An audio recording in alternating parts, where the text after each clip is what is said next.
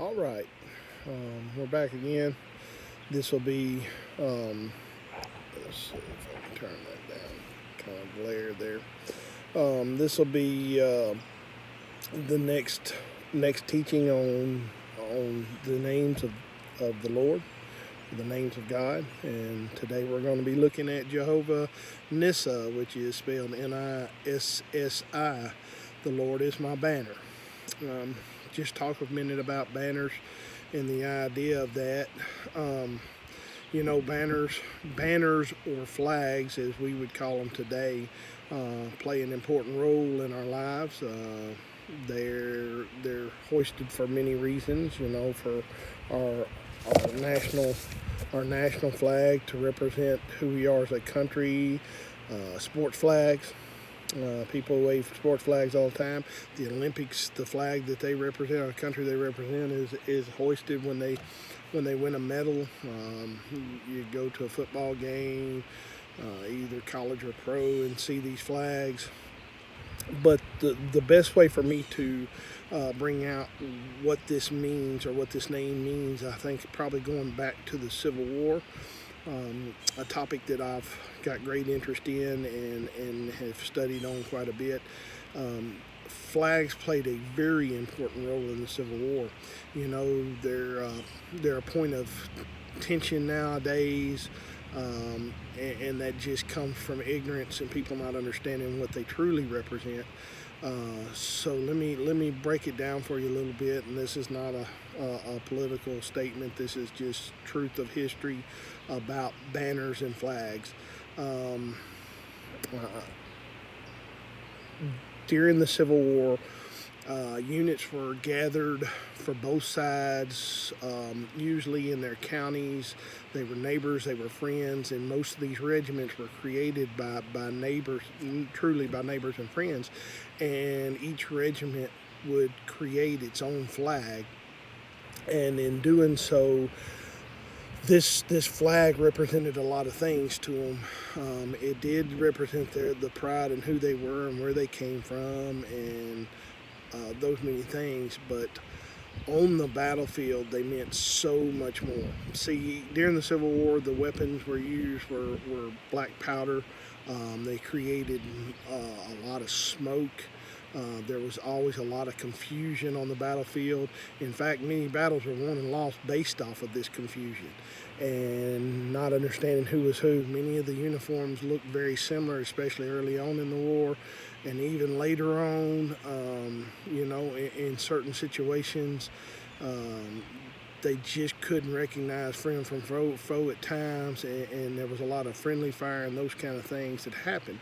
So this banner, this flag, as you would, the regimental flag, meant a lot to these soldiers. The flag bearer would wave the flag very high in the air, so even through all the smoke and confusion, you knew where the center of your unit was, and you could get back to that unit, so that you would be fighting with your unit, which was an important idea.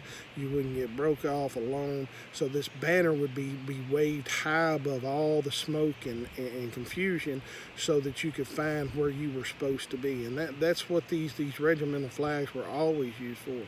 Um, they were the point of the center of the unit and its strength, and so these men would look for that flag. And this was done on both sides, both North and South. Used these flags in this manner so that they could keep their units in position where they should be and together, so that they could be able to move as a unit in the midst of confusion. And you take Shiloh, which was celebrated 158 years on the 6th and 7th, just yesterday and the day before, was a massive confusion. If you've ever been there, it's a lot of woods and trees and very dense areas, and so that created even more confusion. And you can imagine in those dense forest areas, um, after the guns would go off many times, it was just a cloud of smoke in amongst those trees, and men couldn't tell where they were. And these banners became even more important.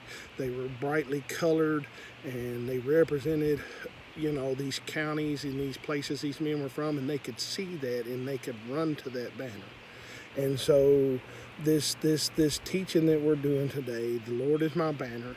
I want you to kind of keep that in mind as we go through it. Is an idea of understanding what a banner really is, what a flag truly is.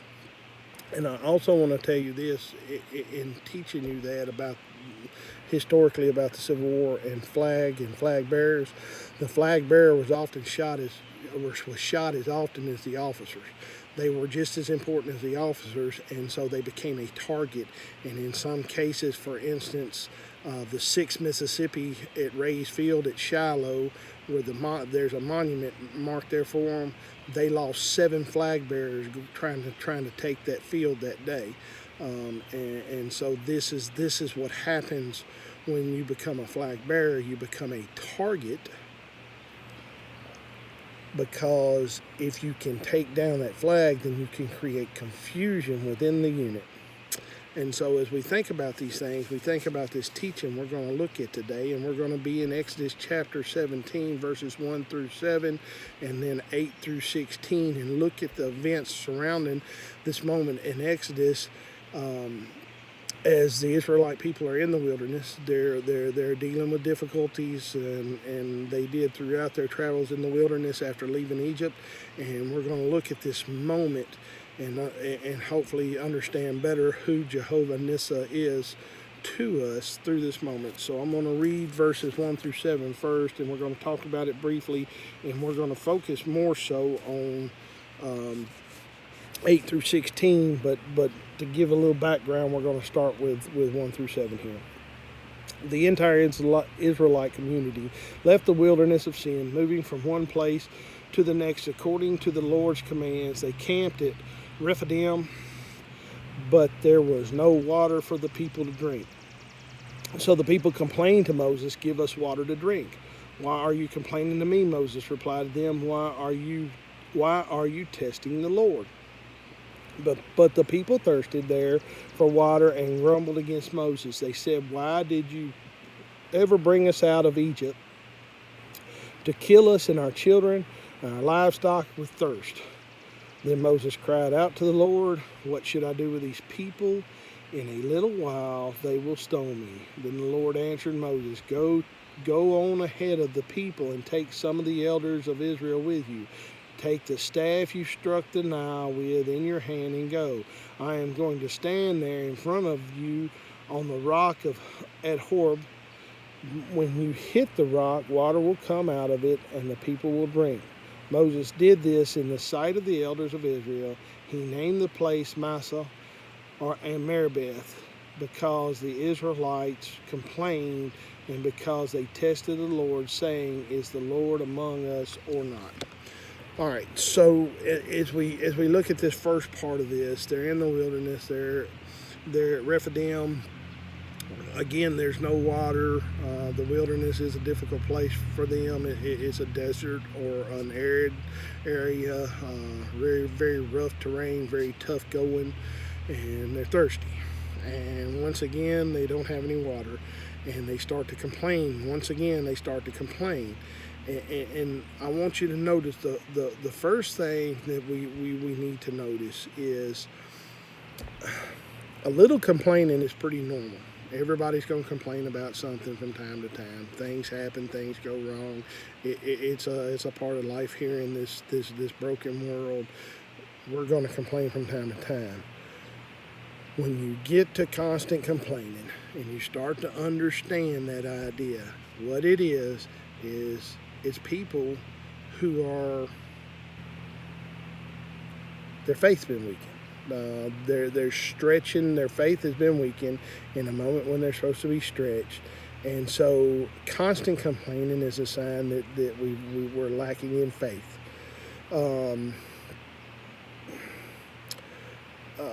This idea also was more than water. Don't get me wrong; they were thirsty. They were needing water.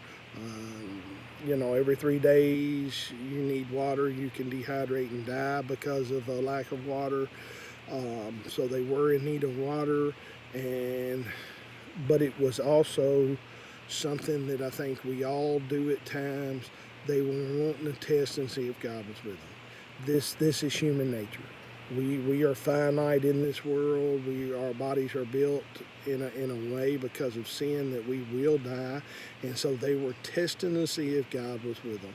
They wanted to see that God was there. And I mean, it says it right here in the last verse that I read in verse 7, the second part of verse 7. Because the Israelites complained and because they tested the Lord, saying, "Is the Lord among us or not?" They wanted to see that the Lord was still there, and so you see they're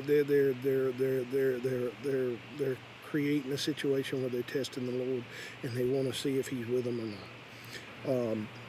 Now we're going to pick up from there. We're going to pick up into the verses that really are going to talk to us about this name. Jehovah Nissa. This will be verses, it's chapter 17 of Exodus, verses 8 through 16.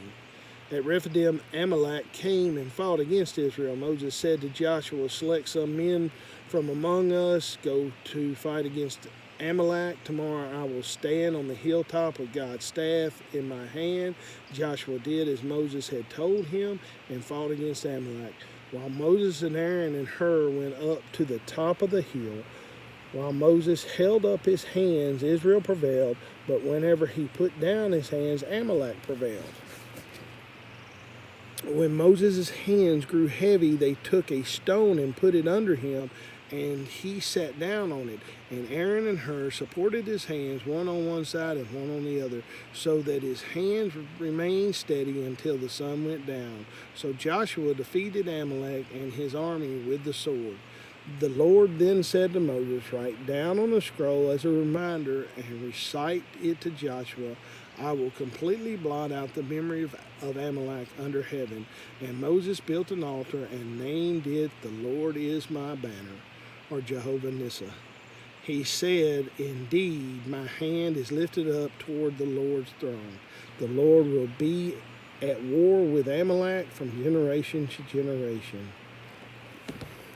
And so in that, we look at this and we understand what's going on here. They're thirsty, they're tired, they're exhausted, they've been struggling through the desert, and in that moment, a trial arises. And here's what I want us to understand as we start to look at this. You know, regardless of what happens, regardless of what goes on in our life, you know, trials are going to come. And they usually come when we're in our weak moments. They usually come under difficult situations. And so we start to understand these names and the importance of them and the ideas of them is to understand that even in these difficult moments, we have somewhere to turn and someone to go to. And so it's important that we remember these names and we understand this. And the reason why these things were written down and the reason why that we see them is for these moments.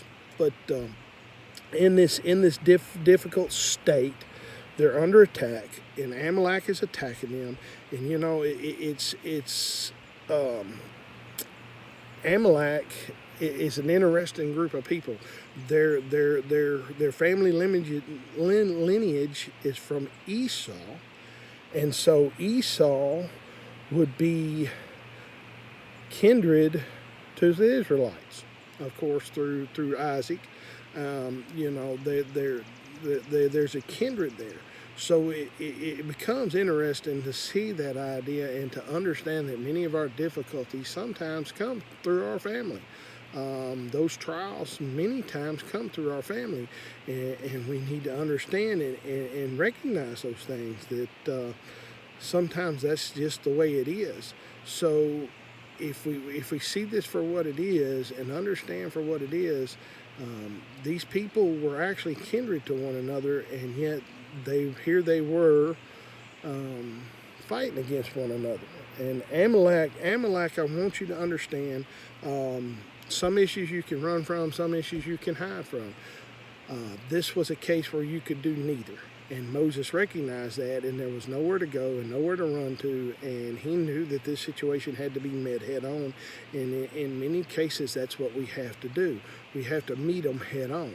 So understand that these difficult situations, that these trials that come up, the best way to handle it is to meet them head on.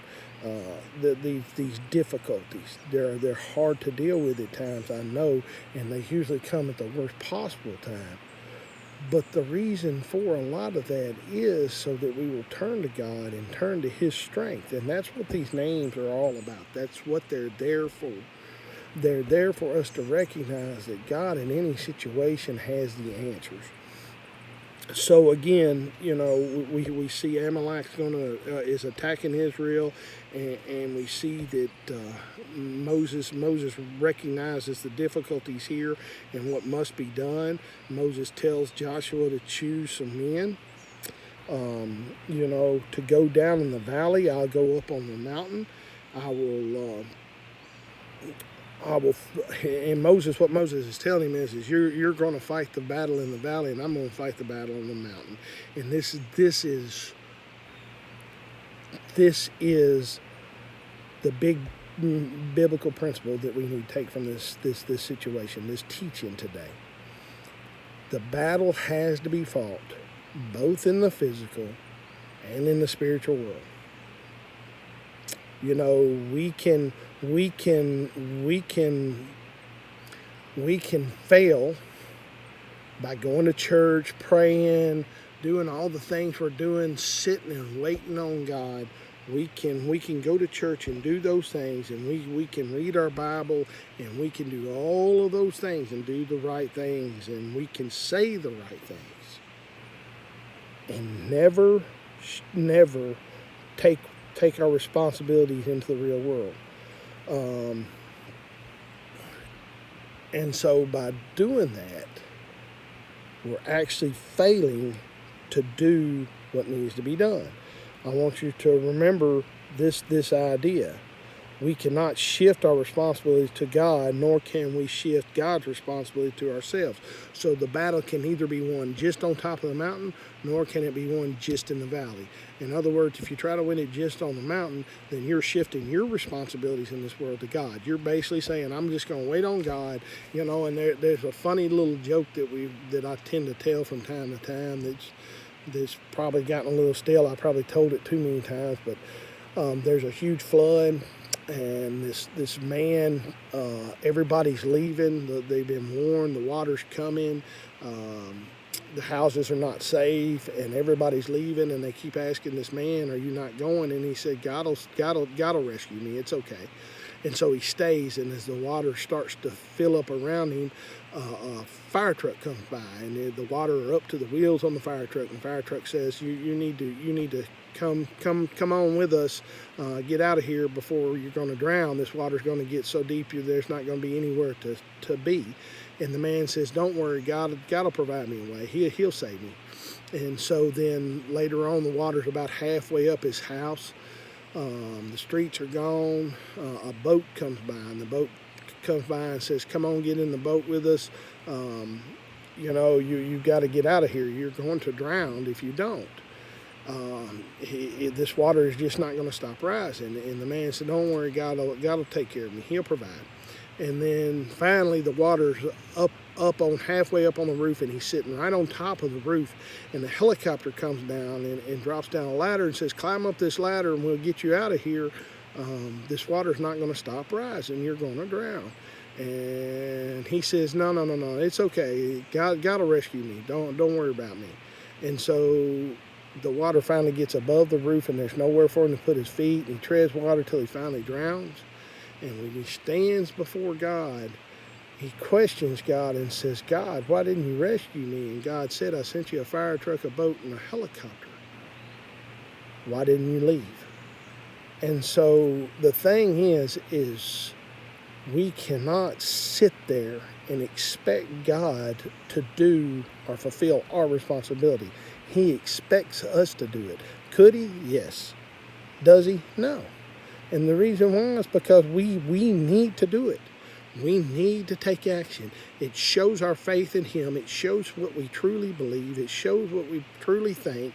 And so we have to take action also. So this battle is fought not only in the spiritual world, but it's fought in the physical world at the same time. And make no mistake that we have responsibilities in that, and we have to take those responsibilities.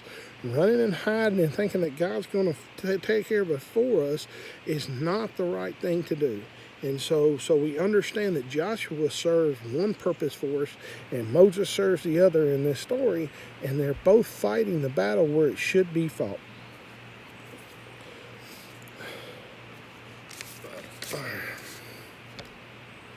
So, and then let's look at what Paul said in 2 Corinthians 6:1. Working together with him, we also appeal to you, don't receive God's grace in vain. So what Paul is telling us there is that we're to work together in this world for God, and that we should not receive His grace in vain. In other words, we need to do what He's calling us to do because we have received grace. We have that ability because of His grace.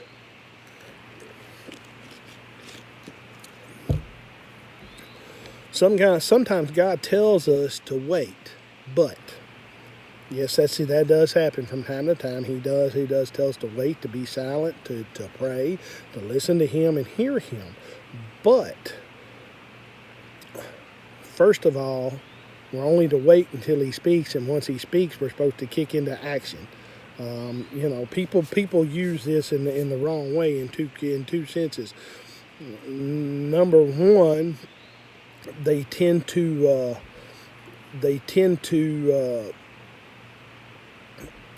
wait too long, or they use that theological idea or that theological verbiage to validate their irresponsibility, inactivity, and laziness. And it's as simple as that. So we can't act and do in that manner. We must be active as who we are and what we should be doing. Okay, so anything that blocks us from God is evil. Anything that blocks us from God, and in this story, that's Amalek. Amalek is trying to block the Israelites from God. They're trying to destroy them. So anything that blocks us from God, that's Amalek. It is by definition spiritual. It is and represents the evil of people. But the thing you understand is it's manifest in the physical world, but you have to address the spiritual too. Okay, the root of the problem, quite literally, and that root of that problem is demonic in its nature. It always is.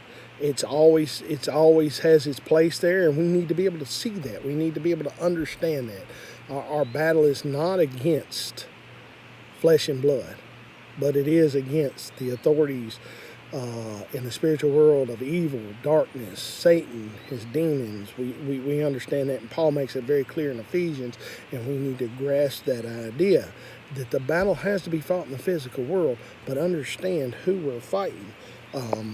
Understand what's going on so that you can fight in a proper manner. You can fight and use the abilities God has given you, and you know who you're fighting against.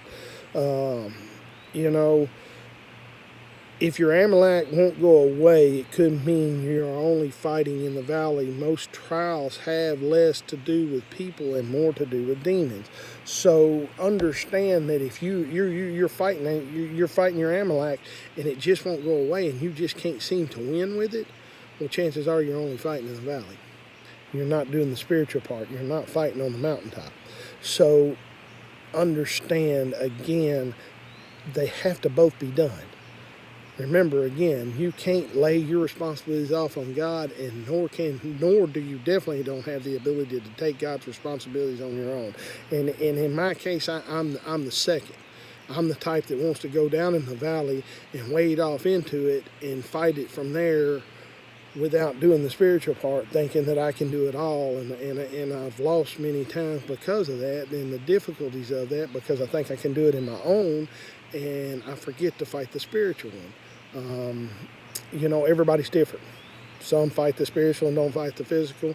Some fight the physical, don't fight the spiritual. And however you do it, understand that both have to be done for victory.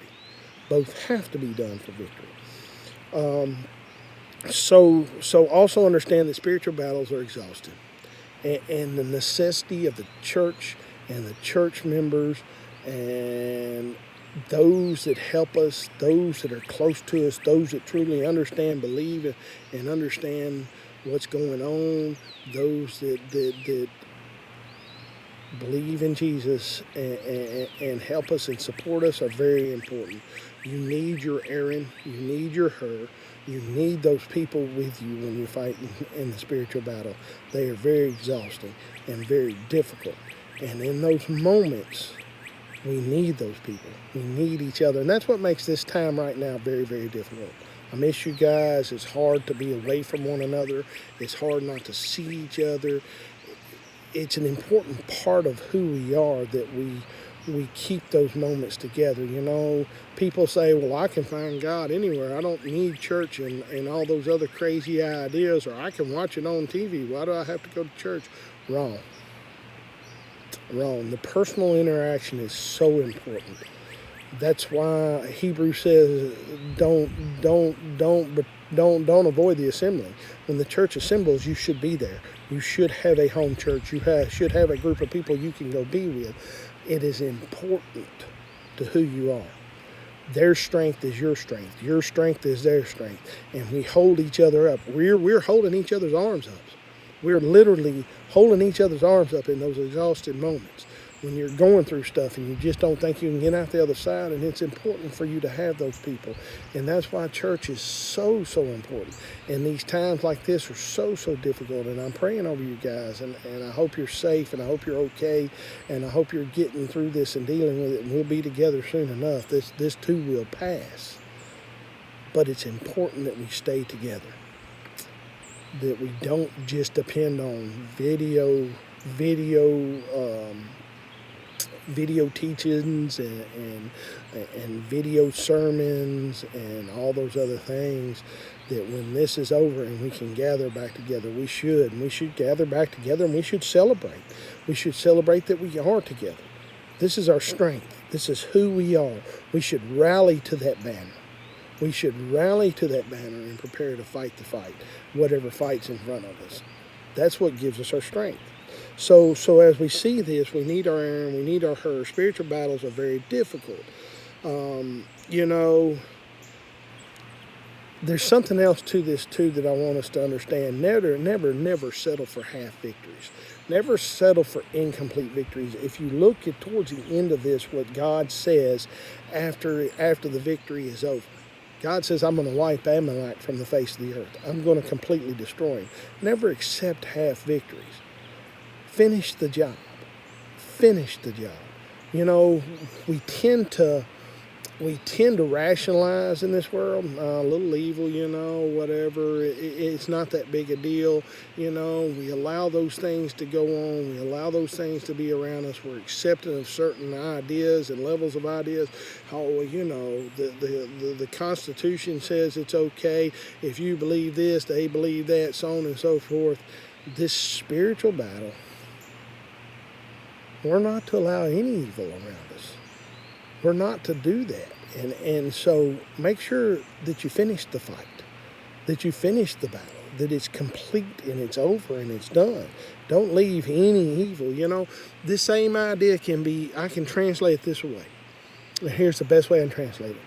You take a drug user or an alcoholic who gets clean. He can't live with some drugs or some alcohol. Once he gets clean, it's got to be gone. It's got to be over and done with. Because I've talked to several recovering alcoholics, and once an alcoholic, always an alcoholic. That desire for that alcohol is always there. And if you take a drink, you're going to drink multiple drinks, and you're going to fall right back into that trap. So understand this, that it can't be halfway done. It has to be complete.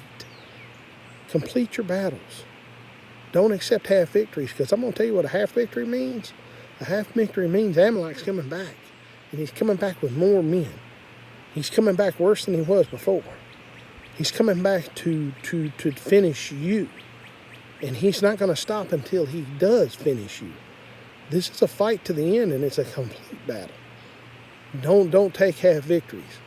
No soldier would accept that, and you are a soldier. I'm sorry, I've said this many times. When you accept Christ, you enlist.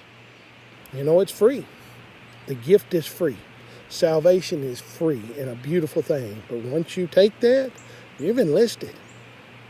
You're being called up. You become active. You become activated. Your training comes through trial by fire when you do enlist. So understand these ideas. Do not accept half victories.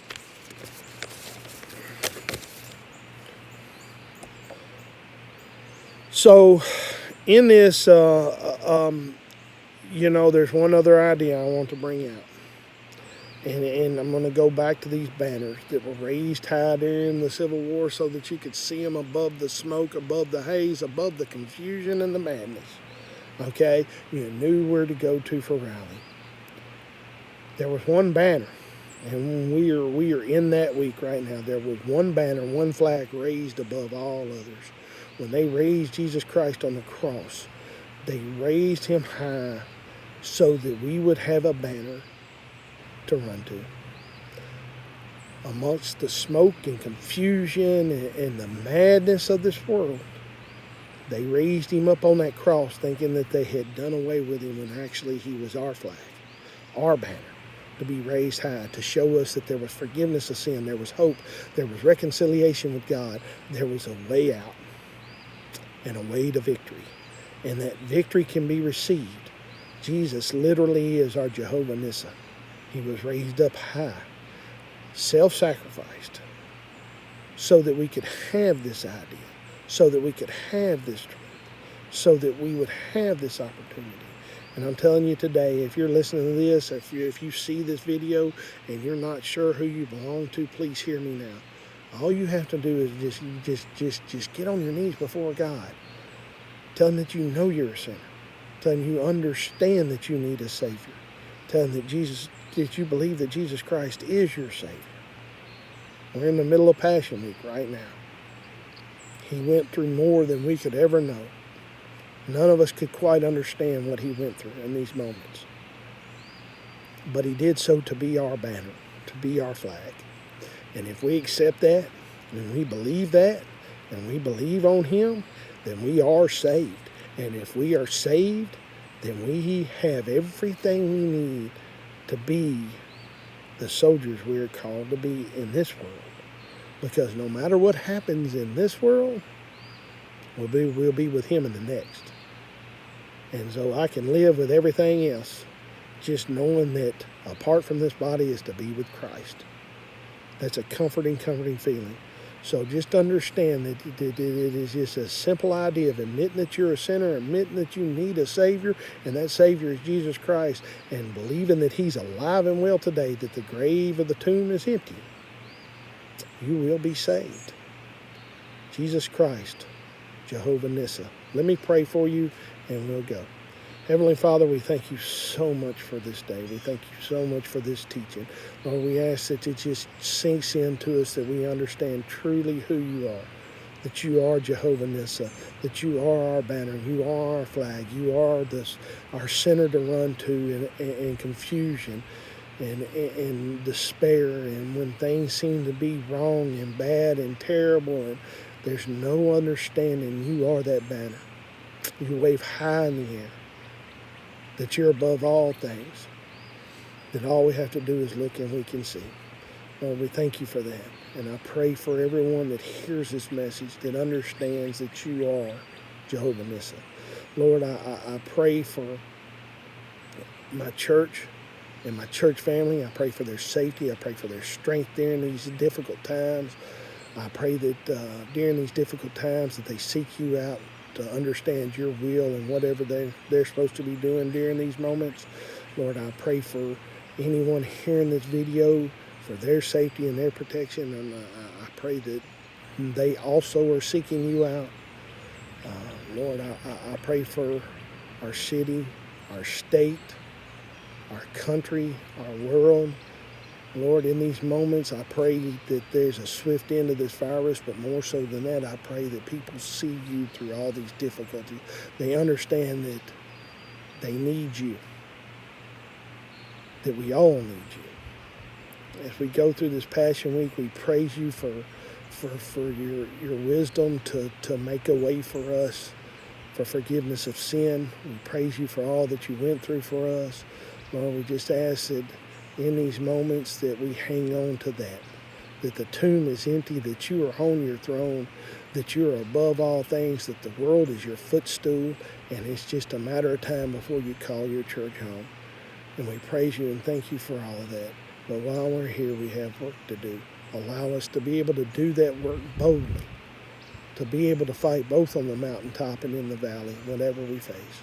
It's in Christ's holy name we pray. Amen.